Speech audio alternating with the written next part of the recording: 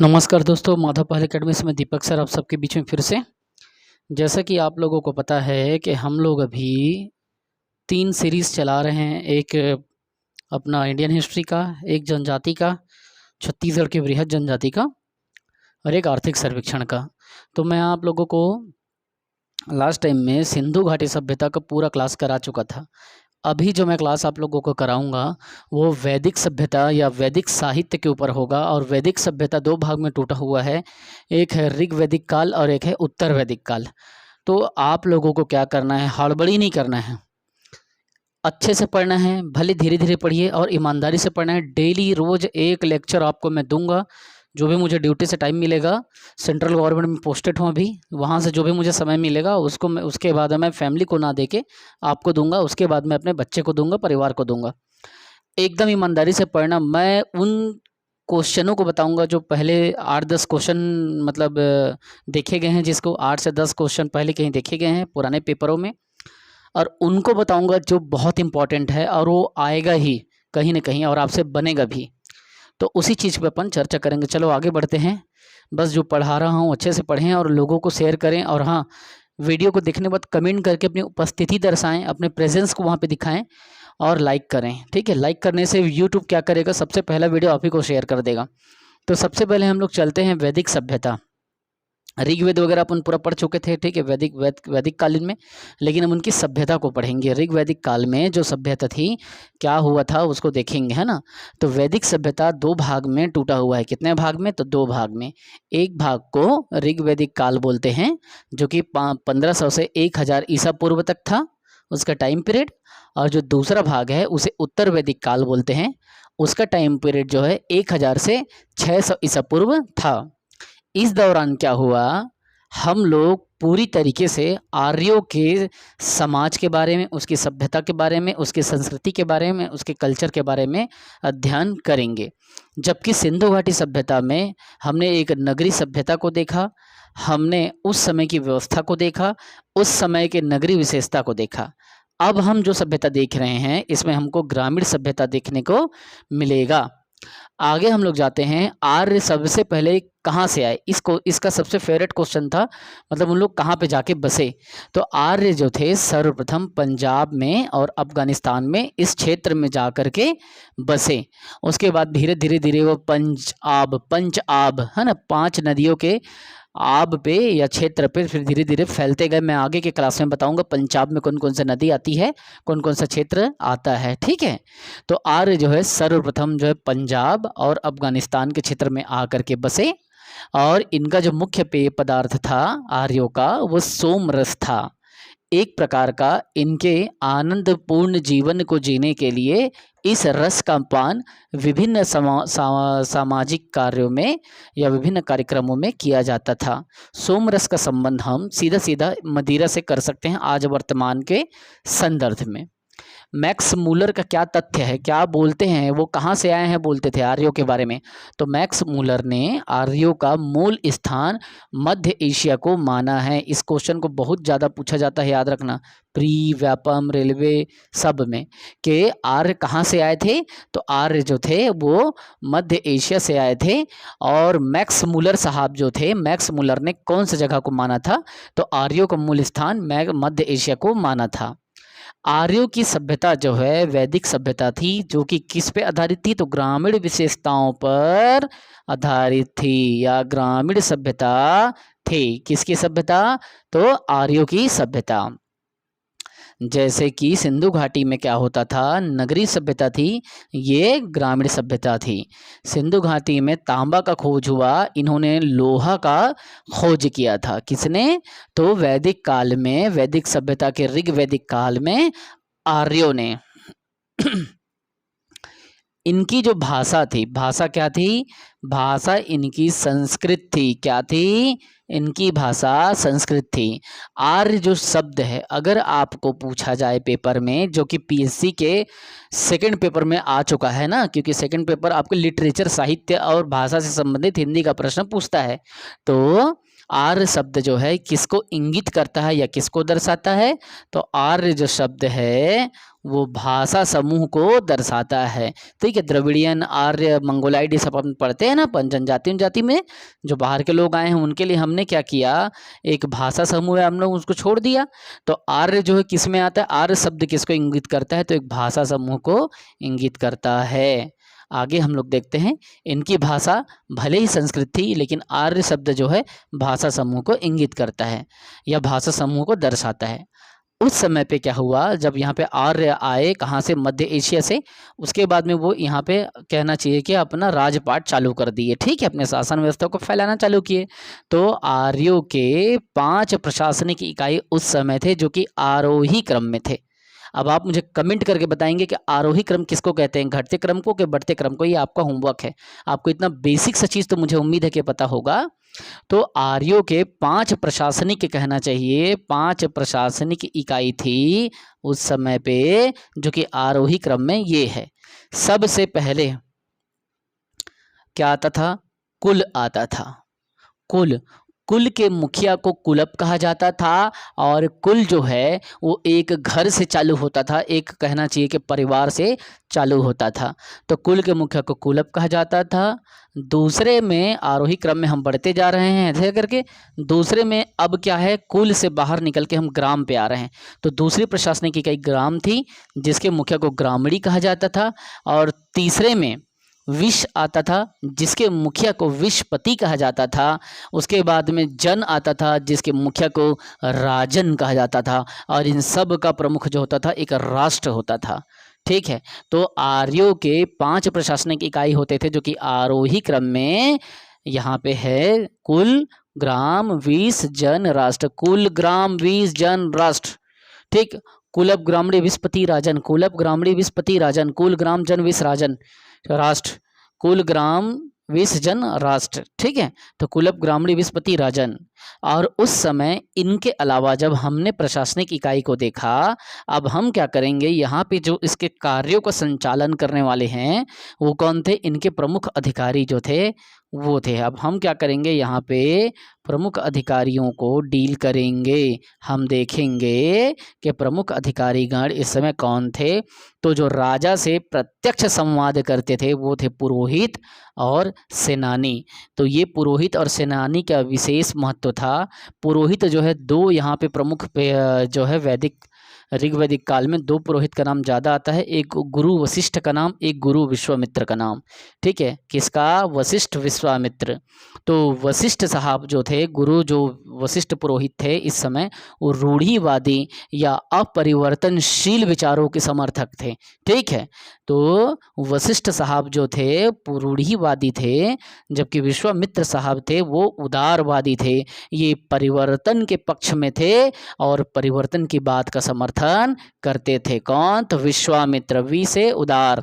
ठीक है, विश्व उदार होना चाहिए बोलते हैं ना, तो बस आप विश्व को याद करना और उसको उदार बता देना। वशिष्ठ मतलब में रूढ़िवादी, एक विशेषताओं की ओर विशिष्ट विचारधारा, वो रूढ़िवादी होता है। ठीक है, तो पुरोहित और सेनानी का बहुत अच्छा उस समय मतलब दबदबा था और राजा से प्रत्यक्ष संवाद करते थे। पुरोहित 2 प्रकार के थे। 2 पुरोहित का नाम उस समय चलता था, वशिष्ठ और विश्वामित्र। वशिष्ठ रूढ़िवादी थे और विश्वामित्र क्या थे? उदार विचारधाराओं के समर्थक थे। आगे देखते हैं, फिर दूसरा अधिकारी को देखते हैं। ये तो हमने प्रमुख अधिकारी को देख लिया, प्रशासनिक इकाई देख लिया। अब देखेंगे रत्नी वर्ग किसे कहते हैं।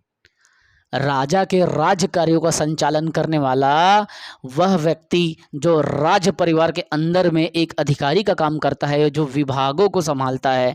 तो रत्नी वर्ग में जैसे सूत हो गया, वस्त्र व इत्यादि का कार्य जो है सूत जो है उसका काम देख रहा है। रथकार पर रथ वथ बनाने का वो सबका काम देख रहा है। कम्मादी के बारे में और विशेष मैं बताऊंगा कि वो कुछ विशिष्ट मतलब कार्यों का संचालन करता था, उसको मैं आगे उसमें बताऊंगा। तो अब हम लोग देख रहे हैं इस समय, ये तो उदाहरण हो गया, सूत हो गया, रत्कार हो गया, कम्मादी हो गया। इसकी संख्या जो है 12 था टोटल राजा को मिला के। अगर आपसे पूछा जाए कि ऋग्वैदिक काल में रत्नी की संख्या कितना था, तो आप क्या बोलोगे? राजा सहित रत्नी की संख्या 12 था। कितना था? 12 था। राजा सहित रत्नी की संख्या कितना था? 12 था। अब और आगे हम लोग जाते हैं तो क्या होता था कि राजा के बचाव के लिए, उस राज्य के बचाव के लिए, जो राजा का राज्य होता था उसके दुर्ग को, उसके किलाओं को किलाबंदी कर दिया जाता था। और दुर्ग मतलब किला, किला मतलब कहना चाहिए एक प्रकार का सेफ्टी वॉल। तो वो किला जो होता था उस राजा का, उसका देख रेख करने वाला होता था पुर। पुर प्रधान शब्द आएगा आगे, पुर का प्रधान, अर्थात पुर मतलब होता है किला। ठीक है, पूरब, इसी को पूरब बोला गया है। तो पूरब को हम क्या बोलेंगे? दुर्गपति। दुर्ग मतलब किला, पुर मतलब किला, पुर मतलब भी किला और दुर्ग मतलब भी किला। ठीक है, तो एक सेफ्टी वॉल की तरह काम करता है। आप जितना मजबूत अपने घर के, कहना चाहिए कि वॉल को करोगे, उतना मजबूत आपका पूरा घर रहेगा। आप घर के बाहर में जितना भी आपका क्षेत्र है उसको आप अच्छे से कवर करोगे तो घर भी आपका सेफ रहेगा। ठीक है, तो आगे हम लोग देखते हैं कि पूरब, पूरब जो होता था वो दुर्ग का पति होता था। पुर से मतलब समझ जाना आप, दुर्ग, दुर्ग मतलब किला, और पूरब है ना, किला मतलब नगर, नगर का भी देख रेख करते थे इन लोग, है ना। पूर्व प्रधान मतलब नगर और किला को देखने वाला। तो पूरब जो था दुर्ग का पति था, दुर्ग मतलब किला होता है। और स्पष्ट जो होता था वो जनता की गतिविधियों का एक लेखा जोखा रखने वाला अधिकारी होता था, उसका नाम था स्पष्ट। ठीक है, जबकि वाजपति जो होता था वो गोचर भूमि का अधिकारी होता था, जिसमें गाय को चराया जाता था। आपको यह बात बहुत ध्यान से दिमाग में रखना पड़ेगा कि इस समय पे, इस काल पे अब गाय का महत्व बहुत ज़्यादा बढ़ जाएगा। अब लोग यहाँ पे क्या करेंगे? अब लोग यहाँ पे पशुपालन को बहुत ज़्यादा प्राथमिकता देंगे और गाय के लिए विभिन्न प्रकार का युद्ध होगा। ठीक है, जैसे दशराक युद्ध वगैरह देखेंगे। गाय के लिए क्या शब्द का है? अधन्य शब्द है, ना मारा जाना योग्य, ये सब अब यहाँ पे चर्चा में आएगा। तो अब हम लोग आगे बढ़ते हैं। ठीक है, तो वाजपति जो है वो गोचर भूमि का अधिकारी होता था। स्पष्ट जो है जनता की गतिविधियों का अधिकारी होता था। पूरब जो है दुर्गपति होता था। और उग्र जो है, उग्र मतलब गुस्से वाला, मतलब अपराधी को पकड़ने थे वाला। तो उग्र जो है उग्र हो जाता था बहुत और अपराधी को पकड़ता था। ठीक है, इतना क्लियर है। अब हम लोग आगे थोड़ा सा और देखते हैं कि ऋग्वेद में, ऋग्वेद में न्यायाधिकारी का उल्लेख नहीं है। अर्थात अगर पूछा जाए क्या ऋग्वेद में किसी न्याय अधिकारी का उल्लेख है, तो वहाँ पे नाम दे देगा 2 ठा, और एक जगह हाँ लिख देगा, एक जगह नहीं लिख देगा। तो आपको क्या लेना है कि न्याय अधिकारी का उल्लेख नहीं है ऋग्वेद में। ठीक है, ये सब अधिकारी क्या था? मतलब रत्नी था, सूत, रथकार, कम्मादी।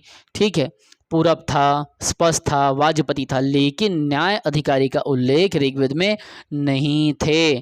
ठीक है, आगे देखते हैं। इस समय पे जो ऋग्वैदिक कालीन जो स्थिति था उसमें 2 बहुत जबरदस्त चीज आता है, एक है सभा, एक है समिति। ठीक है, प्रश्न आपसे पूछ रहा हूं, आप पुराने क्लास का स्टडी करके बताओ कि किसने सभा और समिति को प्रजापति की 2 पुत्रियां बताया था। आप इसका उत्तर देंगे, पुराने क्लास में पढ़ा चुका हूं। ठीक है, तो सभा और समिति क्या है? हमको सभा और समिति की टर्मिनोलॉजी को समझना पड़ेगा कि सभा और समिति वास्तव में होता क्या है। ठीक, अब देखिए, सभा जो होता था श्रेष्ठ व सम्भ्रात लोगों की संस्था होती थी, एक ऑर्गेनाइजेशन होता था जो राज परिवार के राज दरबार में विराजमान होती थी। और वो क्या होता था? श्रेष्ठ व्यक्तियों के, विद्वान लोगों के या सम्भ्रात लोगों के क्या होता था? एक संस्था थी जो राजा को क्या करती थी? किसी बड़े कार्य के लिए राजा को सलाह देती थी। कौन? तो सभा। दूसरा, समिति क्या था? वो जन सामान्य की एक सभा थी। समिति क्या है? जन सामान्य की सभा थी, जबकि सभा क्या था? श्रेष्ठ व सम्भ्रात लोगों की संस्था थी। ये दोनों मिलते थे और दोनों राजा को सलाह देते थे। अब और आगे थोड़ा सा देखते हैं सभा और समिति में क्या होता था। इसमें ना जो माताएं थी या जो स्त्रियां थी, स्त्रियां सभा और समिति में भाग ले सकती थी। क्या कर सकती थी? स्त्रियां सभा और समिति में भाग ले सकती थी। फिर से एक बार समझो, सभा और समिति जो है एक ऐसी संस्था थी जो राजा को क्या करती थी? सलाह देती थी। सभा जो होता था वह श्रेष्ठ व विद्वान व सम्भ्रात लोगों की एक संस्था थी, जबकि समिति जो था एक जन सामान्य लोगों की कहना चाहिए कि संस्था थी, और ये दोनों मिल करके राजा को सलाह देते थे। और सभा और समिति में उस समय कब? ऋग्वैदिक काल में 1500 से 1000 ईसा पूर्व के दौरान सभा और समिति में स्त्रियों को भाग लेने का अधिकार था, अर्थात स्त्रियां इसमें सभा और समिति में सदस्य बनकर के कार्य कर सकती थी। और सभा तथा समिति के संचालनकर्ता जो अध्यक्ष होते थे, अध्यक्ष को ईशान कहा जाता था। क्या कहा जाता था? अध्यक्ष को ईशान कहा जाता था। स्त्रियां इसमें भाग लेते थे, राजा को ये सलाह देते थे। तो सभा और समिति बन जाएगा। सभा और समिति राजा को सलाह देते थे, सही बात है, बिल्कुल सही बात है। इसमें स्त्रियां भाग लेती थी, बिल्कुल लेती थी। और इसके अध्यक्ष को क्या बोला जाता था? ईशान कहा जाता था। आगे देखो, जब क्या होता था, राजा के संस्था या समूह के द्वारा या सबके एक मत के द्वारा जब युद्ध में, कहना चाहिए कि युद्ध की बात आती थी, तो युद्ध में कबीलों का, जो कबीले समाज होते थे, उसका नेतृत्व करने का अधिकार किसको था? तो नेतृत्व राजा करता था। ध्यान समझना, नेतृत्व कौन करता था? तो नेतृत्व करता था राजा होता था, जिसका कार्य होता था कबीलों की रक्षा करना या युद्ध में कबीलों का क्या करना? नेतृत्व करना तथा युद्ध को जीतना या भेदना। युद्ध हेतु गविष्टि शब्द का प्रयोग हुआ है। किसके लिए? ऋग्वेद में युद्ध के लिए कौन से शब्द का प्रयोग हुआ है? तो इस काल में, ऋग्वैदिक काल में युद्ध के लिए गविष्टि शब्द का प्रयोग हुआ है, जिसका अर्थ होता था गायों की खोज। क्या होता था? गविष्टि का अर्थ होता था गायों की खोज। ऋग्वेद में ध्यान से समझना, इस चीज को स्पेशली फोकस करा रहा हूं। ऋग्वेद में युद्ध के लिए कौन से शब्द का प्रयोग हुआ? तो युद्ध के लिए गविष्टि शब्द का प्रयोग हुआ, और जिसका अर्थ होता है गायों की खोज। अर्थात जब हमें गाय की जरूरत होती थी तो हम क्या करते थे?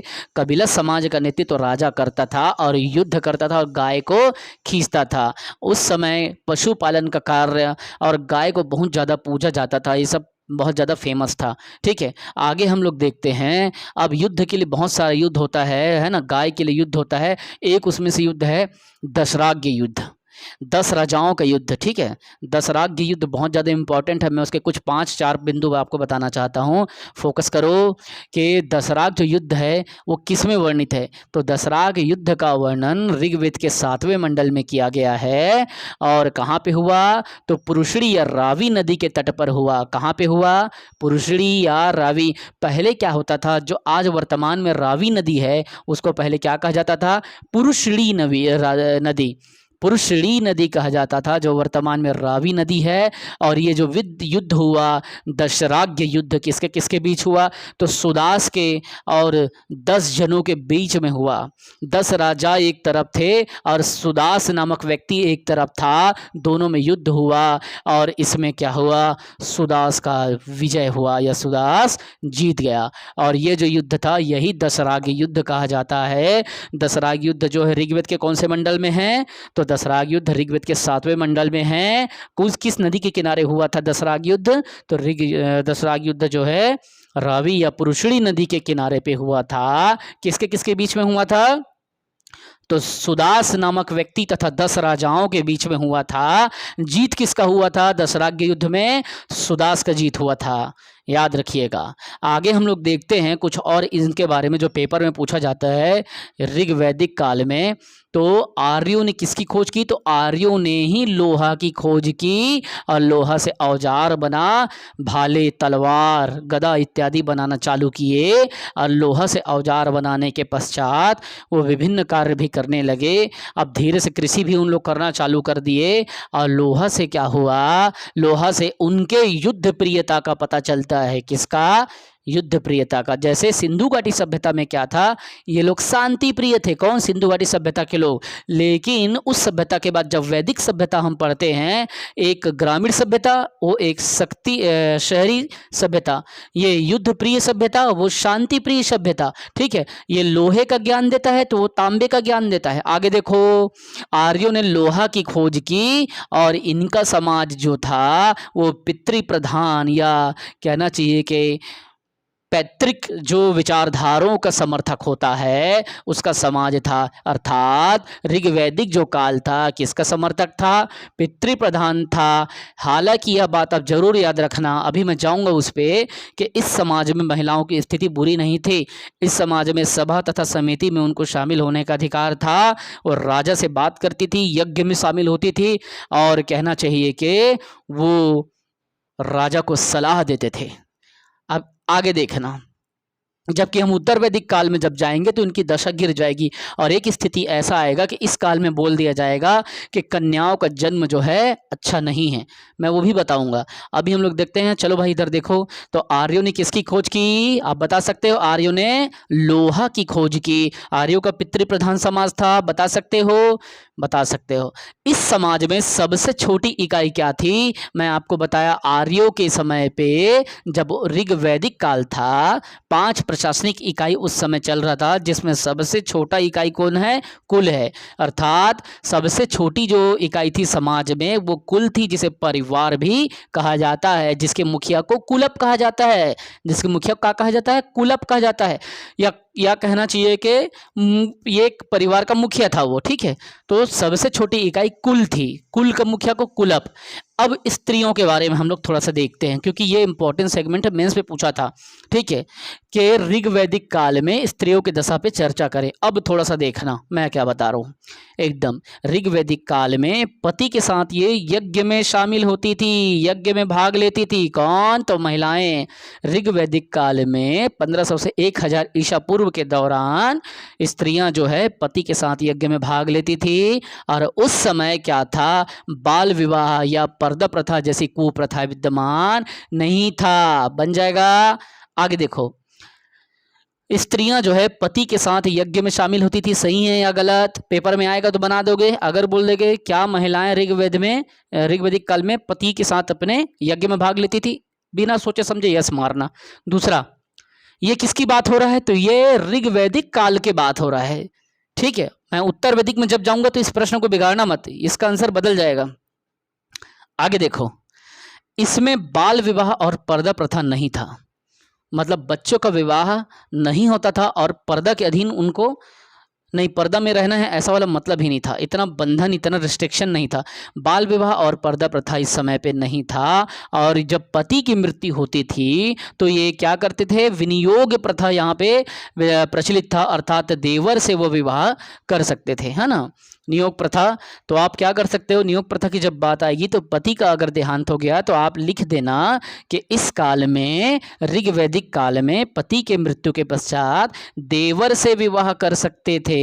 और ये एक अच्छी व्यवस्था थी ताकि आजीवन, कहना चाहिए किसी के जीवन का अंत ऐसे ना हो। बाल विवाह नहीं था, पर्दा प्रथा नहीं था, देवर से विवाह कर सकती थी, शिक्षा ग्रहण कर सकती थी। सबसे बड़ी बात है, ऋग्वैदिक काल में महिलाएं क्या कर सकती थी? शिक्षा ग्रहण कर सकती थी। और इस काल में ये प्रश्न पूछा जाता है कि ऋग्वैदिक काल में जब हम पढ़ते हैं तो कितनी महिलाओं का चर्चा है? तो 5 विदुषी महिलाओं का, कहना चाहिए 5 विदुषी महिलाओं का चर्चा है। वो विदुषी महिलाएं या कन्याएं कौन है? तो देखिए किसका किसका वर्णन है। लोपामुद्रा, घोषा, सिक्ता, आपला और विश्वास। लोपामुद्रा, घोषा, सिक्ता, आपला, विश्वास, ये 5 ऐसी कन्याएं हैं जिसका वर्णन ऋग्वेद में है। और इस समय एक कॉन्सेप्ट ये होता था कि अविवाहित जो महिलाएं होती थी, जो जिंदगी भर विवाह नहीं करती थी, ठीक है, उसको हम लोग अमाजू कहते थे। क्या कहते थे? तो उसे हम अमाजू कहते थे। अब बताइए महिलाओं की स्थिति एक बार फिर से बता रहा हूँ, ध्यान से समझना, ठीक है। थोड़ा सा यहाँ पे देख, ऋग्वैदिक जो काल था 1500 से 1000 के आसपास, इस टाइम पीरियड में स्त्रियां जो है पति के साथ यज्ञ में भाग लेती थी, बाल विवाह नहीं था, पर्दा प्रथा नहीं था, देवर से विवाह कर सकती थी, नियोग प्रथा था, और शिक्षा ग्रहण का अधिकार था। ऋग्वेद में महिलाओं का वर्णन है, किसका? लोपामुद्रा, घोषा, सिक्ता, आपला, विश्वास। और साथ ही साथ में जीवन भर अविवाहित महिला जो होती थी उसको अमाजू कहा जाता था। मैंने वैदिक सभ्यता जो है काफ़ी कुछ कंप्लीट कर दिया। 2 लेक्चर और लूँगा वैदिक साहित्य का, जिसमें मैं ख़त्म कर दूंगा वैदिक सभ्यता को। ठीक है, तो ईमानदारी से जितना मैं एफर्ट दे रहा हूँ आप एफर्ट देवें, भरोसा रखें मेहनत पे, और आप भी मेहनत करें। इससे ज़्यादा पढ़ने की ज़रूरत नहीं, जितना मैं पढ़ा रहा हूँ उतना आप पढ़ लें, आपके इस सेगमेंट का पेपर का आंसर बन जाएगा, मुझे पूरा भरोसा है अपने टीचिंग पे। अभी तक मैंने 4 PSC मेंस दिए हैं, 2 बार ग्रुप डी और निकाल लिया, साथ में असिस्टेंट ग्रेड 3 निकाल लिया, लोको पायलट का पेपर निकाला, स्किल टेस्ट में नहीं दिया, आँखों में दिक्कत था।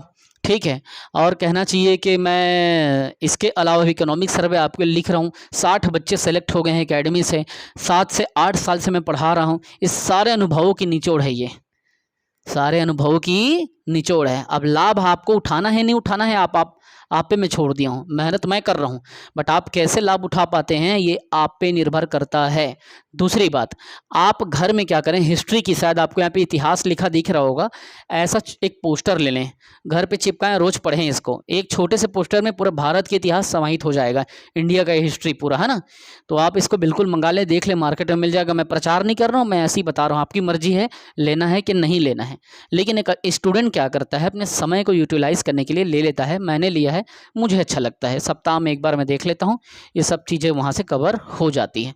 ठीक है, दूसरी बात, अभी जितना भी मैंने पढ़ाया है सब का मैं कभी भी सरप्राइजिंग टेस्ट ले सकता हूँ। अगर आपको लग रहा है कि दीपक सर अच्छा पढ़ा रहे हैं या उसकी स्किल में दम है, कमेंट करके बताइए और लाइक कीजिए, ताकि लाइक जब आप करेंगे तो यूट्यूब आपको शेयर कर देगा तुरंत अगला मेरा कंटेंट जब भी मैं डालूंगा पढ़ाई लिखाई वाला। तो आप एजुकेशनल वीडियो से चूके मत, इसलिए लाइक करें, कमेंट करें, शेयर करें, सब्सक्राइब करें, ज़्यादा से ज़्यादा लोगों तक फैलाएं। Thank you so much. ईमानदारी से पढ़ें, बढ़ते रहें। हे मातृभूमि, जय छत्तीसगढ़।